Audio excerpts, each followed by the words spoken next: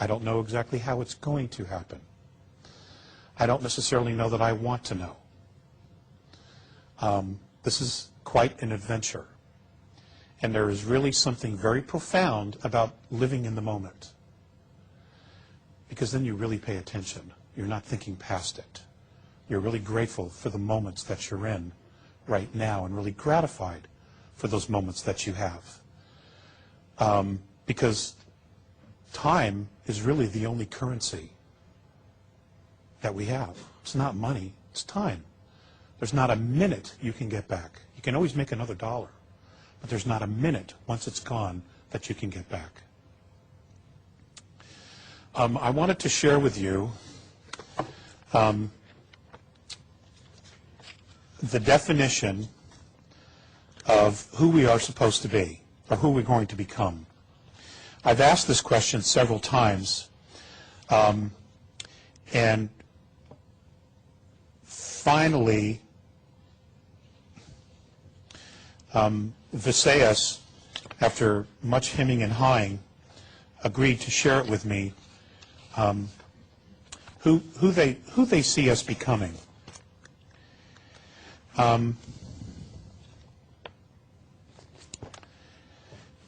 Is it possible to have just a little light here? Okay.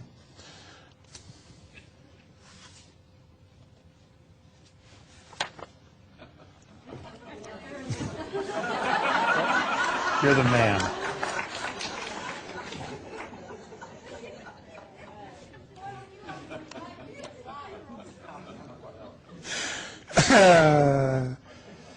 I have to be more specific.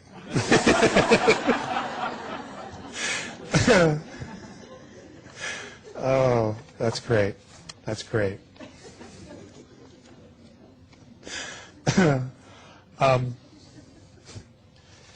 Okay.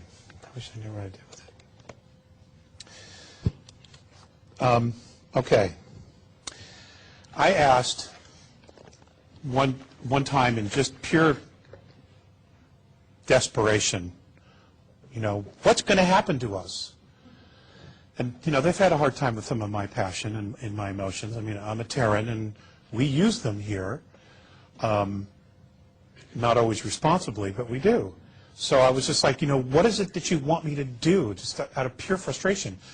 What's going to happen to us? And I just screamed at Visayas. And he just very calmly looked at me, and he goes, this is how we foresee who you will all become. Responsible freedom of self-determination, becoming truly self-confident and free, to unconditionally be responsible for yourself without being coerced by some other authority. Okay?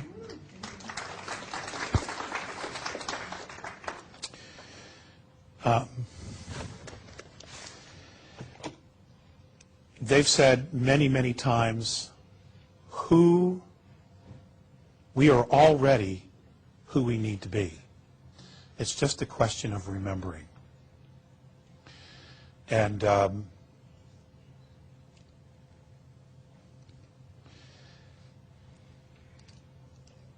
in that remembering, it's about letting go of what we would perceive as mistakes, of regrets.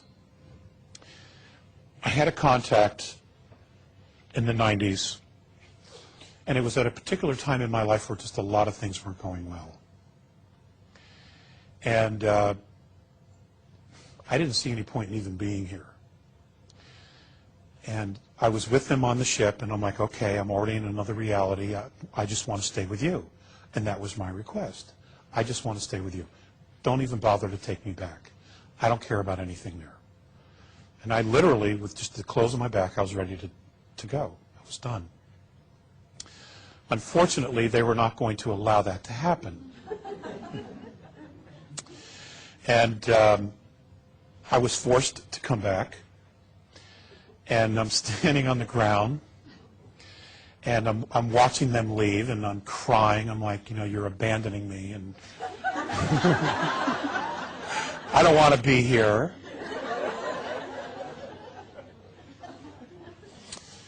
And Visayas was at the door, and he just very quietly and in his way telepathically said, Alex, the love that you withhold is the pain that you carry, lifetime after lifetime.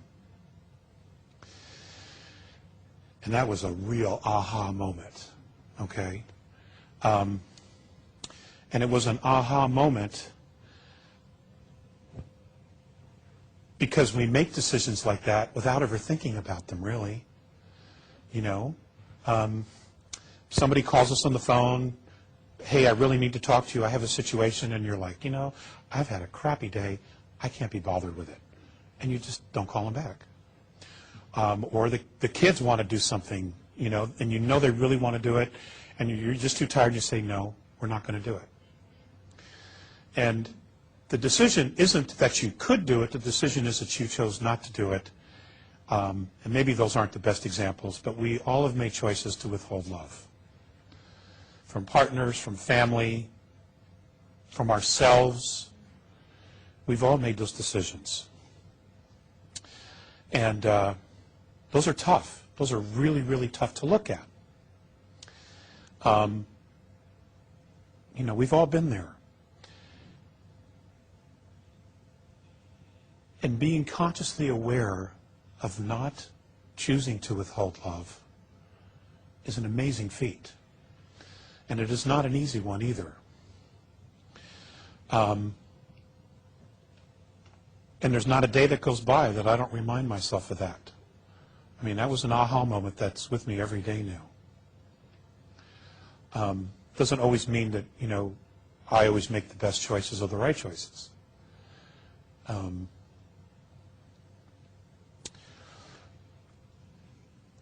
I wanted to share also with you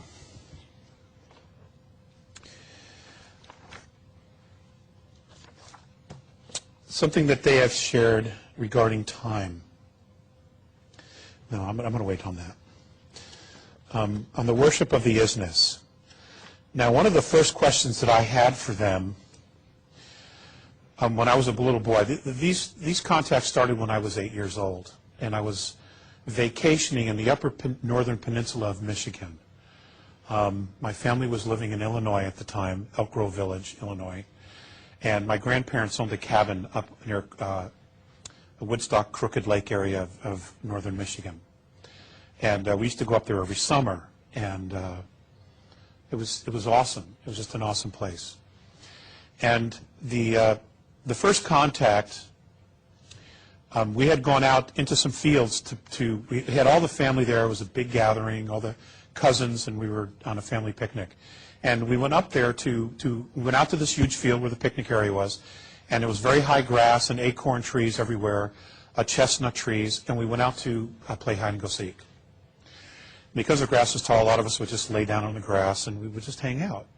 Well, that's what I did, and it was, you know, mid-afternoon.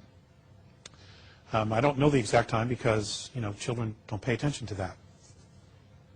But when I came back and I realized that I was on the ground, it was nighttime. But what had happened was I had fallen asleep, and the next thing I remember is I am on this table, and there are two gentlemen standing on either side of me, Visayas and Morane. Now, what's interesting is that I had an absolute instant recognition of who they were. And I cannot explain it, other than it was a soul connection. But you know, when you meet somebody, you know you just know them. It was one of those. And they were very, very sensitive. They were very warm. They were very friendly. I didn't feel a moment of fear whatsoever. And I remember them helping me sit up, and I'm just looking, and well, where am I? And Visayas said, well, you are with us. And I said, well, where's that? And he said, well, you are aboard our craft. We have come back to visit you. And at that point, monitors, the walls were just like this, right here. Okay, but round, circular. There was a light in the room that I simply don't know where it came from because there were no light fixtures whatsoever. The table was just some kind of a metal table with a pad on it, except it was a different type of metal. And all of a sudden, monitors start popping out from the walls.